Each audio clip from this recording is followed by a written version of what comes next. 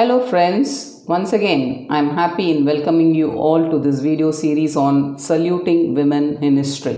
During the extensive colonial period between 1757 to 1947 in India, the northern state of Bhopal, popularly called as City of Lakes, managed to maintain peace between its Muslim and Hindu populations while cultivating various freedom movements against Britain during the fight for independence.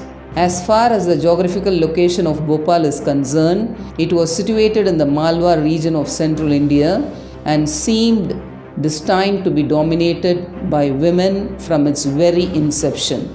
It was founded in 1709 by an Afghan adventurer, Dost Muhammad Khan, who first acquired the lease of a village called Raziya, which was to serve as a base.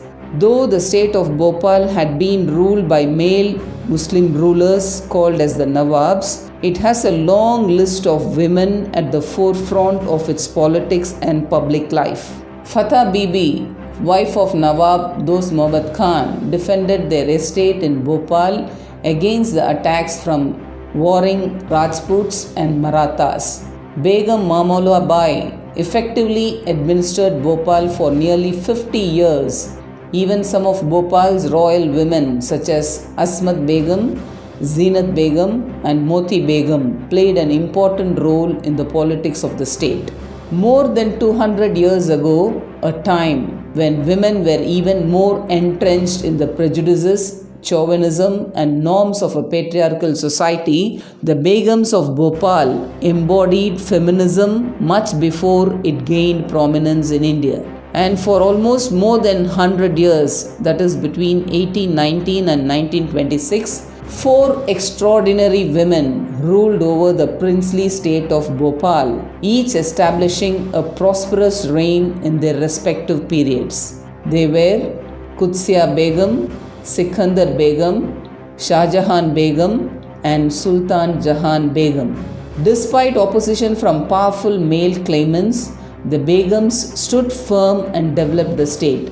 At a time when the revival of Orthodox Islam and the status and role of Muslim women in modern society was capturing the attention of the world, the story of the Begums of Bhopal and how they overcame the prejudices, religious dogma and chauvinism of the period and introduced progressive reforms, fighting wars outside the battlefield and created their own destiny, caught the attention of the historians and sociologists. With this background, I am extremely happy and proud to highlight in this video about these inspiring women personalities. Let us now look into them one by one. Qudsia Begum. She became the Begum of Bhopal following the assassination of her husband Nawab Nazir Muhammad Khan in 1819. She took over the leadership role as a regent since there was no male heir and had only one daughter named Sikander Begum, whom she trained to take over as ruler, thus beginning a lineage of women rule. She defied the belief that Muslim women were incapable of being rulers, even establishing the legitimacy of her rule by negotiating for the signing of a document acknowledging women's rights to rule by the state's Qazi, meaning judge, and Mufti, jury consult. Shahryar M. Khan says in his account of the Begums of Bhopal, Qudsia's address to the family is one of the most poignant moments in Bhopal's history. A girl, not yet 20, brought up traditionally in Parda, had dared to take the congregation of elders, rival family contenders, and senior state officials by the scruff of their necks. She was of a generous character and known for the exemplary care she took of her employees, ensuring that everyone that worked for her was fed before her at meal times. Qudsia Begum took many clever steps to guarantee her position, such as she made deals with her rivals for power and approached a British agent to legitimize her status during the colonial rule. She was the first woman in South Asia to successfully assert the right of Muslim women to legally be the ruler of a state. It is important to highlight here that, being a devout Muslim herself, Qudsia Begum showed that Islam does not exclude women from gaining political power. She commanded the army and would be at the forefront of battles. She was a visionary queen and laid pipelines and railways, and she also built the Jama Masjid. It is also stated that she also inspired a cultural revolution in Bhopal, creating what became known as a golden age that would be carried on by her daughter, Sikander Begum. She ruled as regent for the first 13 years of her reign, and since childhood she had been raised in a fearless way and was trained in martial arts. When she came to power in 1844, she followed her mother's footsteps and never observed parda, as she believed it was a voluntary act. Like her mother, she was an equally vigorous ruler and dressed like a Muslim prince and rode horseback unveiled. Sikander Begum has also become a driving force for the military and even personally fighting in multiple battles. She was known to be a wise woman of tough caliber and seen as a fearless leader, even surviving an assassination plot planned by her husband. She played polo, went hunting, and was a swordswoman, archer and lancer as well. Sikander Begum also commanded the army and would inspect district offices, the courts and the treasury herself to make sure that the state was running smoothly. It is important to quote the word of Shahryar M. Khan, the biographer of the Begums. In his book, The Begums of Bhopal, a dynasty of women rulers in Raj, India. Ruled with a proverbial iron hand, went tiger hunting, inspected troops, toured villages on horseback, as well as commissioned a regular army and police force. Sikander Begum set out to prove she was just and capable as any male ruler by aggressively asserting her presence in public life. She would personally go to villages to look over the welfare of people and the state of her agrarian reforms. She was also a key figure in working with the British to keep peace between Muslim and Hindu populations in the state of Bhopal. The state of Bhopal saw its golden age as she continued the cultural revolution by investing in art and architecture, making the city a center for various art forms and schools. Moreover, she founded the Victoria School so that girls in Bhopal would receive technical training in trades such as handicrafts and acquire knowledge on basic academic subjects. The Begum established Urdu and Hindi medium schools in each pargana of the state with the express instruction to officers to send their children to these schools. Besides, Sikander Begum not only trained her own daughter as a ruler, like her mother had done years before, but she also secured with the British government the right for her granddaughter Sultan Jahan Begum to rule afterwards. During her period, Lord Canning, the then Viceroy of India, while praising the Begum of Bhopal, said, "The state which was threatened by our enemies, you as a woman guided its affairs with the courage and ability and success that would have done honor to any statesman or soldier. Such services must not go unrewarded." In November 1861, the Begum was given the highest order of the Star of India at Allahabad.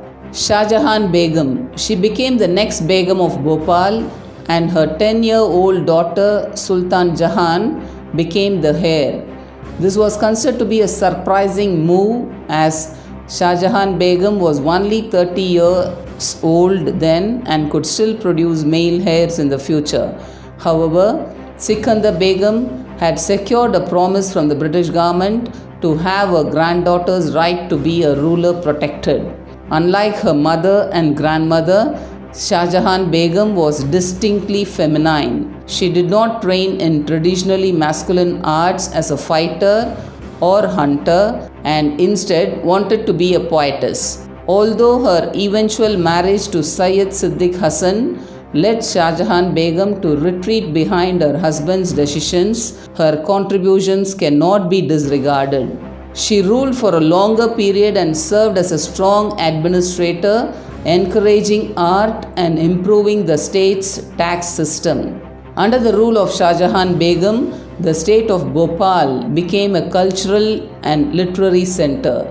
Her passion for education led her to write a reformist manual for women titled Tahzibun Nizwan wa Tarbiyatul Insan, that is, the reform of women and the cultivation of humanity. It is considered as the first women's encyclopedia in India and contained topics on women's work and their status in Islam.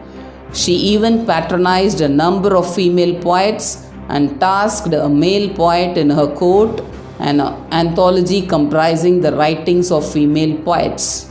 Shah Jahan Begum built many palaces, mosques, and monuments and made notable contributions to housing, education, health, technology, and women's upliftment. Her interest in architecture is indicated by the mammoth projects sanctioned by her. An example is the Qasr-e Sultani Palace, which is now Saifia College, and the Tajul Masjid Mosque. She also invested heavily in public work projects such as the construction of a railway line between Hoshangabad and Bhopal. Sultan Jahan Begum. She was the last of the Begums who struggled to gain power due to her mother's long-time rule. Sultan Jahan conceived and implemented many groundbreaking administrative reforms, which today are considered a mandatory part of any welfare state, but which were unheard of even in a constitutional monarchy like Great Britain. Inspired by her predecessors, Sultan Jahan Begum became a reformer and established many educational institutions focusing on public instruction and female education. It is important to mention here that even though working under the overall Quranic sagacity and Islamic piety, the Begums of Bhopal were not at all fundamentalist.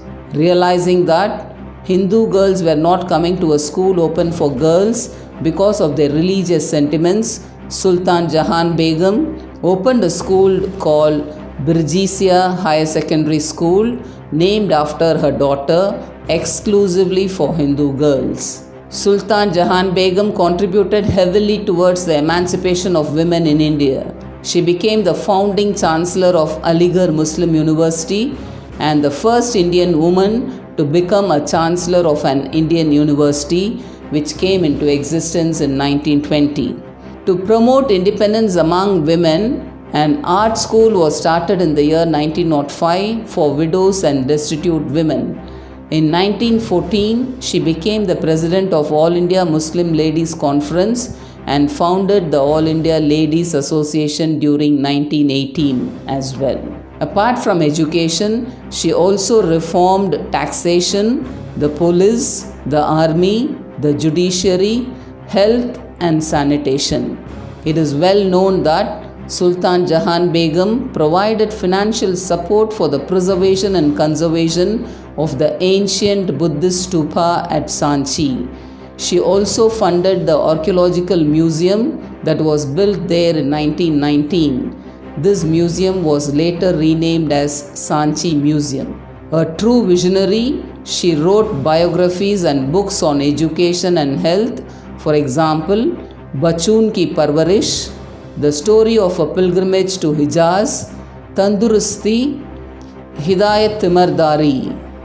The legacy of her 25-year rule entailed a cosmopolitan court and a largely merit-based bureaucracy. Sultan Jahan Begum was so deeply respected and loved by her subjects that they referred to her as Sarkar Amma.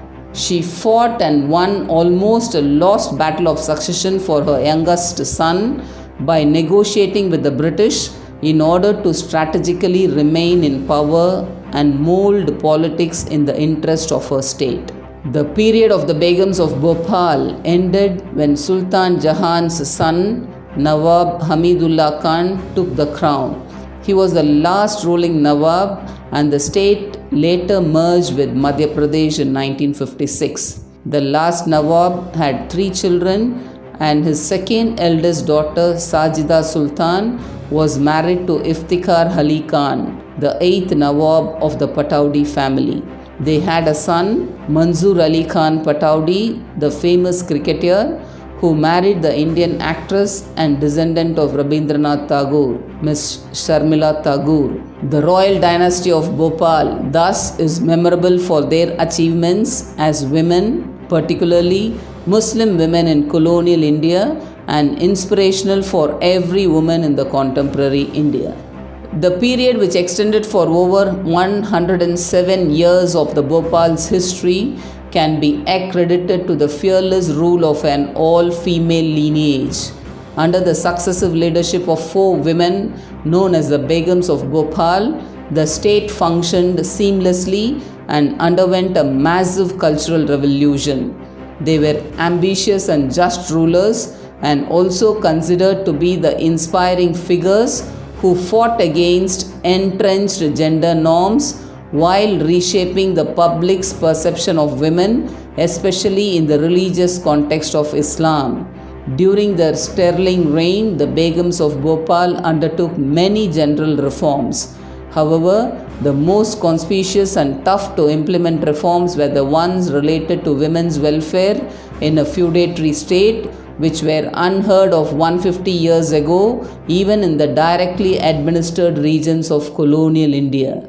The contributions of the Begums of Bhopal, particularly towards women's education, emancipation, and modern healthcare, is invaluable. Their funding of mosques and educational facilities, especially schools for girls, was unprecedented, thereby laying a strong foundation for the superstructure of education in Bhopal. They also focused on social services for their state while trying to preserve some form of autonomy from British imperial rule. Women have long been underrepresented in history, especially when it comes to their massive contributions to their countries and influential legacies, many of which have shaped the path for women in power today. The Begums of Bhopal are a prime example of strong women changing the political climate that have long been forgotten by many in the history of the Islamic world. Bhopal owes an everlasting debt to the magnificent and unparalleled contribution of these outstanding women rulers who foresaw the future and acted with far-sighted plans. In their pursuit of their beliefs and convictions, they often sacrificed their own womanly desires and yearnings for the greater cause and good of mankind. With all these facts highlighted in this video, the Begums of Bhopal are the women to be given a big salute in history. Thank you very much for watching.